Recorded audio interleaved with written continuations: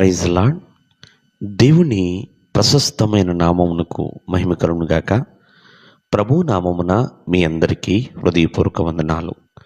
ఈ ఉదయకాలము దేవుని వాక్కులు విందాం. ఫిలోమోనుకు రాసిన పత్రిక 1వ అధ్యాయము 7వ వచనాన్ని చదువుకుందాం.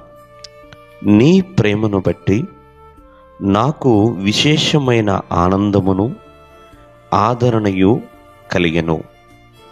ప్రియులరా, భక్తుడైన పౌలు గారు వారు కలిగి ఉన్న బృందాన్ని బట్టి, శిష్య బృందాన్ని బట్టి, ప్రాముఖ్యంగా ఫిలోమోనును బట్టి ఎంతగానో ఆనందిస్తున్నాడండి.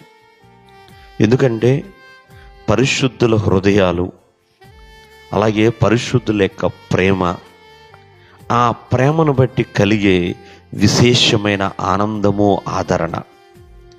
ఈరోజున చూడండి, ఒక విశ్వాసి ఆత్మీయంగా చక్కగా నిస్వార్థమైన ప్రేమ కలిగి ఉంటున్నాడంటే ఆ ప్రేమకు కారణము ఆ ప్రభువు అయిన యేసుక్రీస్తు వారండి.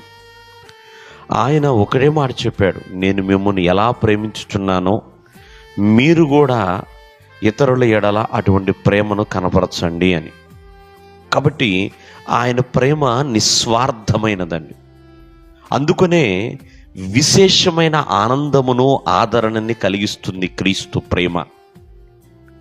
ఆయన ఎంత గొప్ప శత్రువునైనా ప్రేమించగలిగిన వాడు.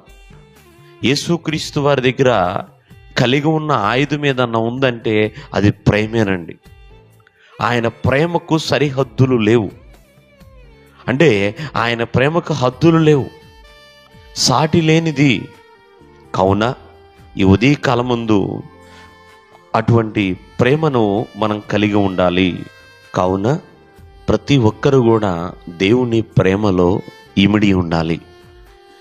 దేవుని ప్రేమతో ఒకరు కూడా అంటు కట్టబడి ఉండాలి ప్రేమైన వర్లరా. ఎందుకంటే ఆ ప్రేమ బహుబలమైనది కాబట్టి. ఆ ప్రేమ ఆనందమును, ఆదరణను, ఆప్యాయతను, అనుబంధమును, ఆశీర్వాదమును కలిగిస్తుందండి.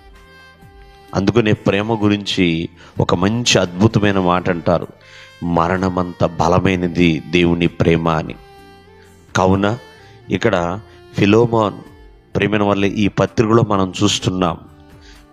ఆ ప్రేమను బట్టి విశేషమైన ఆనందము కలిగింది. అంటే ఎంతో ప్రత్యేకమైన, గొప్ప అయిన ఆనందము కలిగి ఉన్నది. కాబట్టి దేవుని ప్రేమ చాలా చాలా ప్రశస్తమైనది. దేవుడు మిమ్మల్ని ఆశీర్వదించును గాక. ఆమేన్.